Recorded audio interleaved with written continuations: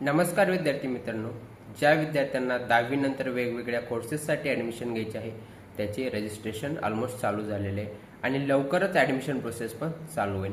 पण त्या अगोदर आपल्याकडे काही डॉक्युमेंट असणे आवश्यक आहे, जेणेकरून आपल्याला ॲडमिशन प्रोसेसमध्ये काहीही अडचण येणार नाही. जसे की सगळ्यात पहिले आपल्याकडं अपडेटेड आधार कार्ड असणे आवश्यक आहे, आपला चालू मोबाईल नंबर आपल्याला लागणार आहे, ईमेल आय डी पण लागणार आहे, इन्कम सर्टिफिकेट लागणार आहे, आपल्याला नॅशनॅलिटी आणि डोमसाईल हे सर्टिफिकेट पण आपल्याला लागणार आहे. आणि ज्या विद्यार्थ्यांना EWS मधून ॲडमिशन घ्यायचे त्यांना EWS सर्टिफिकेट लागणार आहे. ज्या विद्यार्थ्यांना कास्टमधून ॲडमिशन घ्यायचं आहे त्यांना कास्ट सर्टिफिकेट, ती कास्ट व्हॅलिडिटी आणि नॉन क्लिमिनियर हे सर्टिफिकेट पण लागणार आहे.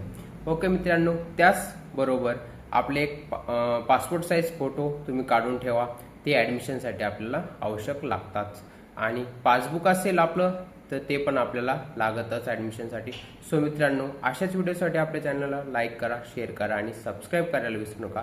भेटूया नेक्स्ट व्हिडिओमध्ये.